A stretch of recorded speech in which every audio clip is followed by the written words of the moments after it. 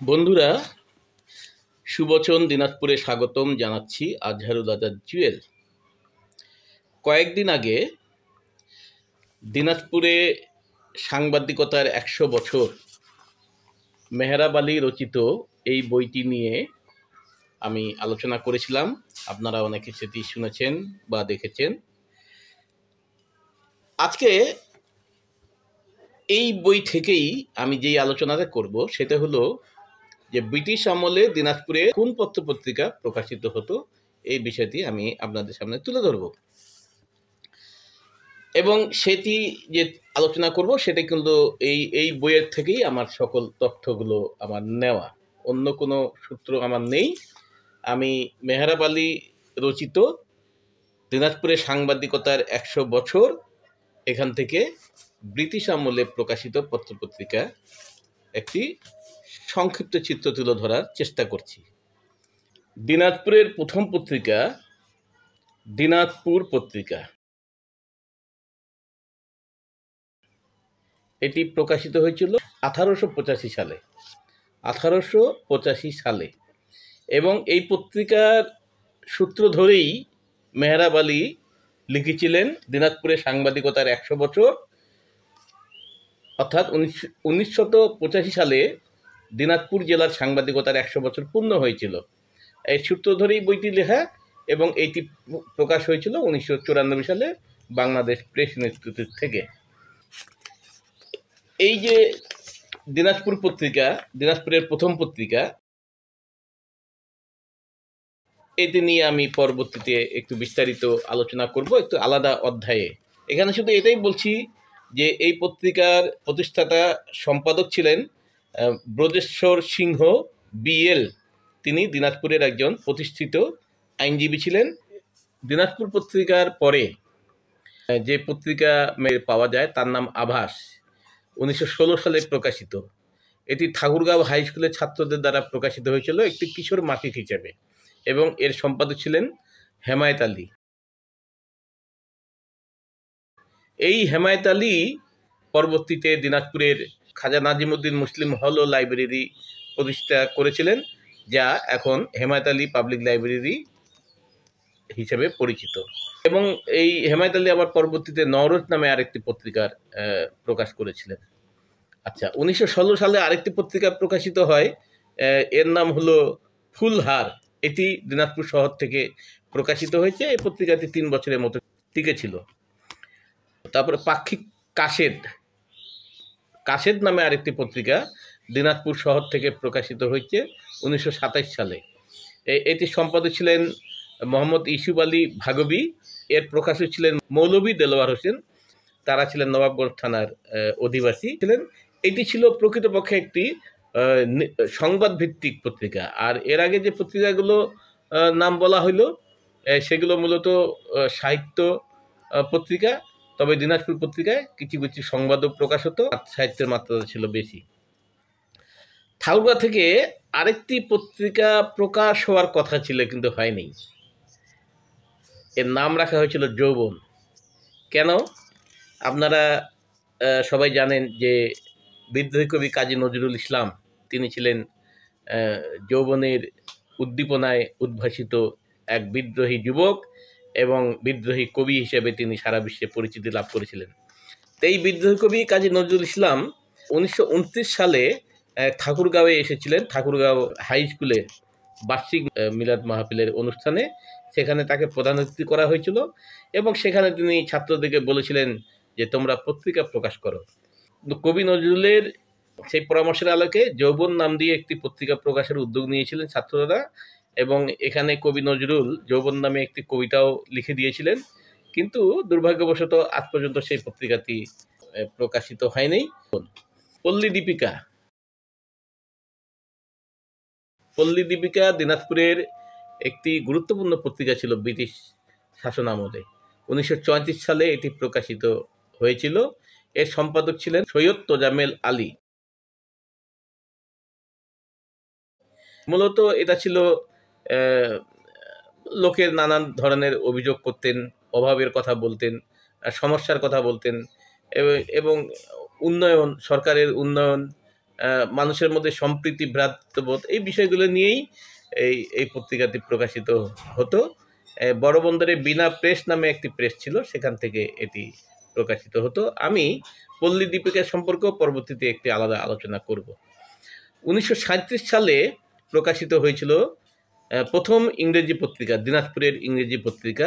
এর নাম ছিল আত্রাই। এটা দিনাজপুর শহর থেকে প্রকাশিত হয়েছিল, যার সম্পাদক ছিলেন প্রখ্যাত আইনজীবী, সাহিত্যিক, অধ্যাপক সুশীল চন্দ্র গুহ খাসনবিশ। তিনি ইংরেজি ভাষায় প্রথম এটি প্রকাশ করেছিলেন। কিছুদিন চলেছিল, পরে আর প্রকাশিত হয়নি। 1941 সালে প্রকাশিত হয় কণিকা নামের একটি পত্রিকা। এই পত্রিকাটির সম্পাদনা করেছিলেন অমিয় কুমার সেন। তিনি সেই সময় চেরাদাঙ্গি হাই স্কুলের প্রধান শিক্ষক ছিলেন। তিনি একজন সাহিত্যিক ছিলেন। তো মূলত সাহিত্যভিত্তিক পত্রিকা ছিল কণিকা, এবং এটি দিনাজপুর শহর থেকে প্রকাশিত হতো। আরেকটি পত্রিকা দিনাজপুরের পত্রিকা, কিন্তু বর্তমানে এটি তো ঠাকুরগাঁও আলাদা জেলা হয়ে গেছে, তখন তো দিনাজপুরের মধ্যেই ছিল। পাক্ষিক ঠাকুরগাঁও দর্পণ ঠাকুরগাঁও থেকে প্রকাশিত হয়েছিল 1941 সালে। এর সম্পাদক ছিলেন মোহাম্মদ ইসমাইল মুখতার। তাকে নেপথ্যে সহযোগিতা করেছিলেন তৎকালীন ঠাকুরগাঁও মহকুমা প্রশাসক মিজানুর রহমান। তিনি একজন সাহিত্যিক ছিলেন। তিনি পত্রিকাটিকে পৃষ্ঠপোষকতা দিয়েছেন, এবং যতদিন তিনি ঠাকুরগাঁওয়ের মহকুমা প্রশাসক হিসেবে দায়িত্ব পালন করেছেন ততদিন কিন্তু পত্রিকাটি প্রকাশিত হয়েছে। তিনি যখন চলে গেছেন বদলি হয়ে, তখন থেকে পত্রিকাটি বন্ধ হয়ে গেছে। আচ্ছা, নওরোজ একটি বিখ্যাত পত্রিকা, আপনারা অনেকে এর নাম শুনেছেন বা জানেন। এটি এখন বাংলাদেশের ঢাকা থেকে প্রকাশিত হয়, কিন্তু এটি প্রথম প্রকাশিত হয়েছিল 1941 সালে। মূলত সাহিত্য পত্রিকা হিসাবে নওরোজ প্রেস থেকে এটি প্রকাশিত হতো। আর এর মূল কান্দারি ছিলেন আলহাজ হেমায়েত আলী। কিন্তু প্রথম এটিতে যিনি সম্পাদনা করেছেন তিনি হলেন আইনজীবী মৌলভী দেলোয়ার হোসেন। পরবর্তীতে ভারপ্রাপ্ত সম্পাদক ছিলেন মৌলভী হাসান আলী মিনিস্টার। হাসান আলী মিনিস্টার মানে পাকিস্তান সরকারের মন্ত্রী হয়েছিলেন পরে। তিনি এই পত্রিকাটি ভারপ্রাপ্ত সম্পাদনার দায়িত্ব পালন করেছেন। পরবর্তীতে হেমায়েত আলী নিজেই পত্রিকাটি মূলত সম্পাদনা করতেন। পল্লী মঙ্গল পত্রিকা, এটি প্রকাশিত হয়েছিল বিরলের ভবানীপুর হতে 1942 সালে। এটি মূলত একটি ম্যাগাজিন টাইপের পত্রিকা ছিল। এর সম্পাদক ছিলেন ঐতিহাসিক মেহরাব আলী। তার বাড়ি ছিল ভবানীপুরে। মেহরাব আলী ও আলতাফউদ্দিন আহমেদ, তারা দুজনে মিলে এটি প্রকাশ করেন ভবানীপুর সমিতি থেকে। মূলত ওই সমিতির মুখপাত্র ছিল পল্লী মঙ্গল পত্রিকা। পল্লীবাণী আরেকটি পত্রিকা 1943 সালে বিরলের ফরক্কাবাদ হতে প্রকাশিত হয়েছিল। এর সম্পাদক ও প্রকাশক ছিলেন রিয়াজউদ্দিন আহমেদ ও মোহাম্মদ ইউসুফ আলী। এটা একটি হস্তলিখিত সাময়িকী ছিল, অর্থাৎ দেওয়াল পত্রিকা আকারে এটি প্রকাশিত হতো। সন্ধানী দিনাজপুরের আরেকটি পত্রিকা, যা 1944 সালে প্রকাশিত হয়েছিল। এর সম্পাদক ছিলেন বরদাভূষণ চক্রবর্তী, MABL। তিনি একজন প্রগতিশীল রাজনীতিক ছিলেন, এবং এই পত্রিকাটি মূলত সমাজতান্ত্রিক মূল্যবোধের আলোকে সমাজতান্ত্রিক ভাবধারার সাহিত্য নিয়ে প্রকাশিত হতো। আরও অনেক পত্রিকায় হয়তো বা প্রকাশিত হতো। মেহরাব আলীর সব পত্রিকার নাম হয়তো এখানে আনতে পারেননি। আমিও আর অন্য কোনো সূত্র থেকে আগের পত্রিকার সন্ধান করিনি।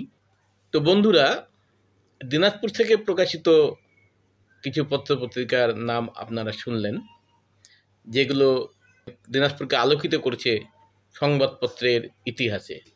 এই পত্রিকাগুলো কোনোটা মাসিক ছিল, কোনোটা পাক্ষিক ছিল।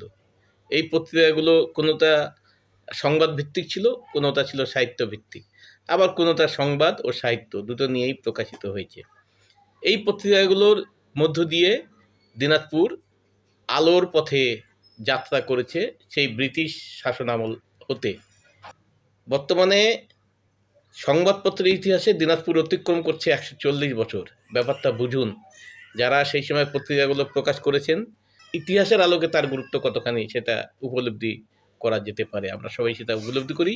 যারা প্রকাশ করেছেন এবং এই পত্রিকায় লিখেছেন, লেখা দিয়েছেন, তারা অবশ্যই সেই সময়ের বিদ্বান মানুষ ছিলেন, গুণী মানুষ ছিলেন। তাদের প্রতি আমরা শ্রদ্ধা জানাচ্ছি যে পত্রিকাগুলো প্রকাশিত হয়েছে। আগামীতে আমি আরেকটি অধ্যায় দিব, সেই অধ্যায়ে দিনাজপুর পত্রিকা নিয়ে আলাদা আলোচনা করব। আবার দিনাজপুরের বাইরে থেকে পত্রিকা প্রকাশ করেছেন, সেইগুলো যতখানি সম্ভব তথ্য দিয়ে আপনাদেরকে জানানোর চেষ্টা করব।